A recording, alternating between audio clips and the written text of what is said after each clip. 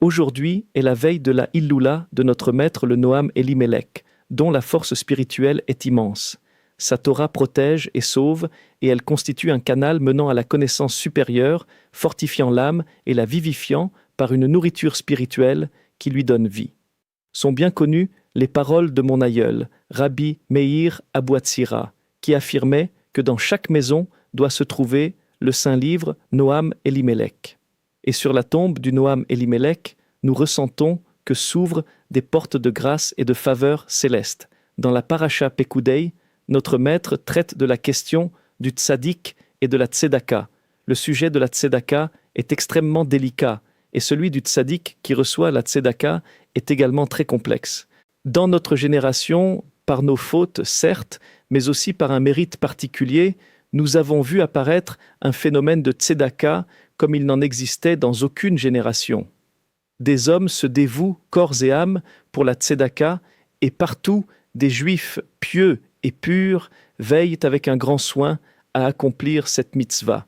Mais il faut savoir comment donner la tzedaka de manière juste et appropriée, et également comment la recevoir de manière juste et appropriée.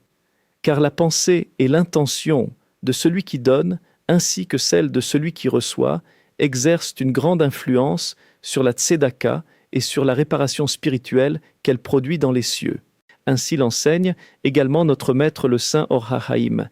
Il existe une tzedaka pure et limpide comme l'or, une tzedaka semblable à l'argent et une tzedaka semblable au cuivre.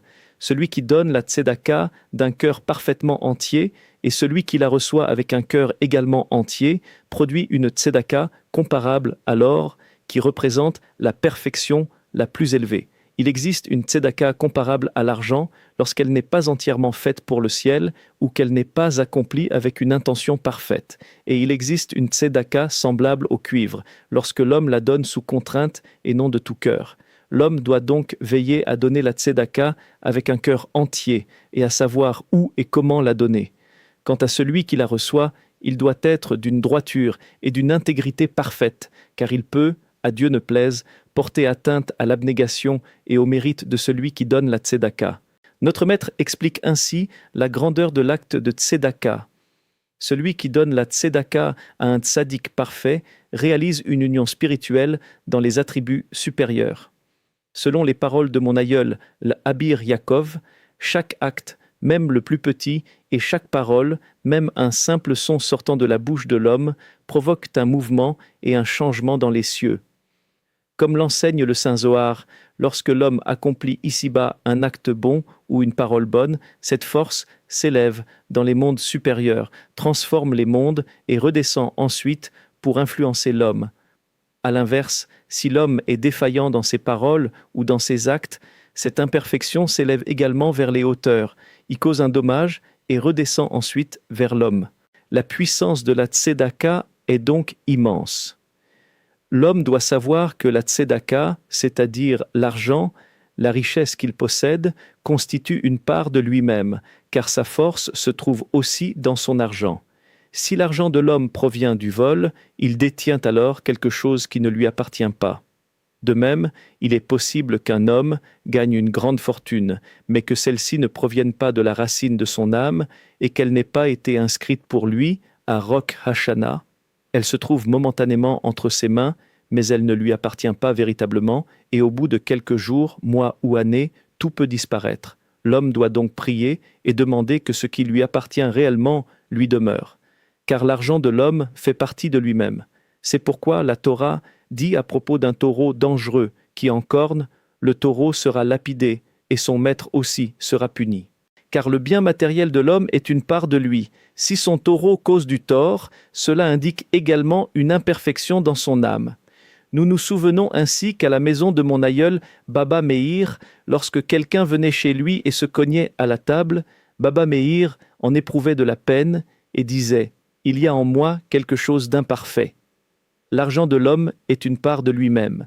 C'est pourquoi Yaakov, notre père, revint même pour de petites jarres, elles faisaient partie de lui. Ainsi, lorsque l'homme donne la tzedaka avec perfection, c'est une part de son âme qu'il donne, Et lorsque cela se fait selon la véritable volonté divine et que la tzedaka est confiée à un tzaddik capable de l'élever vers les unions supérieures et non pas simplement pour s'acquitter d'une obligation, alors la tzedaka atteint sa perfection. Notre maître poursuit en expliquant qu'il existe deux notions, tzaddik et tzedek. Par le tzaddik qui reçoit la tzedaka, la dernière lettre E, qui représente la présence divine exilée avec nous, est élevée vers la dimension du tzaddik, et elle devient tzedaka. Alors le monde se remplit de toute bonté, abondance, bénédiction, miséricorde, vie, enfants, réussite et paix sans limite. La finalité de l'influence qui passe par le tzaddik recevant la tzedaka est qu'à travers lui, les flux spirituels se répandent dans tous les mondes et parviennent à chacun selon ses besoins. Cela est évoqué dans le verset « Ils donneront chacun un rachat ». Le mot « venatnu » est identique lorsqu'on le lit à l'endroit ou à l'envers pour enseigner que par la tzedaka donnée, la justice et la charité reviennent dans le monde.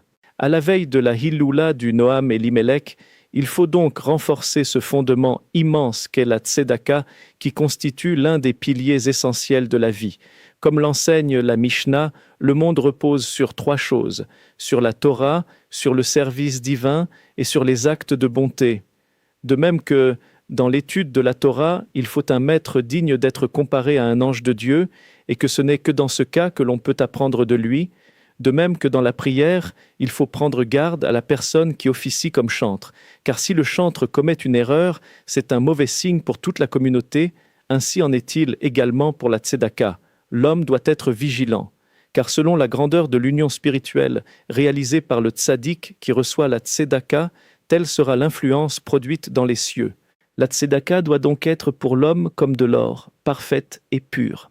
Elle doit être donnée entre les mains d'un tzaddik capable d'élever la lettre et vers la justice divine, afin qu'elle devienne une tzedaka parfaite, qui apportera à l'homme une abondance immense dans sa vie, subsistance, enfants, réussite, etc. C'est pourquoi on voit parfois des personnes donner la tzedaka sans obtenir de délivrance. Selon l'enseignement du Noam Elimelech, il se peut que celui qui l'a reçu n'ait pas su élever cette lettre et pour en faire une véritable tzedaka dans les cieux. Peut-être est-elle appelée tzedaka dans ce monde, mais elle ne s'est pas élevée comme une tzedaka authentique dans les mondes supérieurs. Ce sujet est particulièrement délicat en ces temps et le mauvais penchant a introduit de nombreuses brèches dans le peuple d'Israël concernant la tzedaka. C'est pourquoi nous nous efforçons de toutes nos forces d'agir parfois même contre nos propres pensées ou inclinations, car il est temps d'agir pour l'Éternel. Car cela constitue souvent un obstacle à la bénédiction, à l'abondance et même à la délivrance. Avec un grand amour et une supplication venant du plus profond du cœur, nous appelons chacun à se dévouer pour la Kima de Pissa, l'aide aux nécessiteux pour Pessa, afin que tout soit entre nos mains et celles de nos enfants saints dans la perfection, afin que cela s'élève comme une tzedaka parfaite et produise dans les cieux les effets nécessaires. Ainsi se répandra une grande abondance provenant de tous les mondes.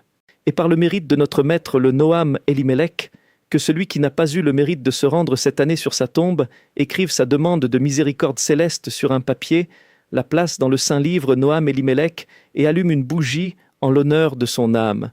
Par ce mérite, nous serons tous dignes de voir bientôt la délivrance et le salut.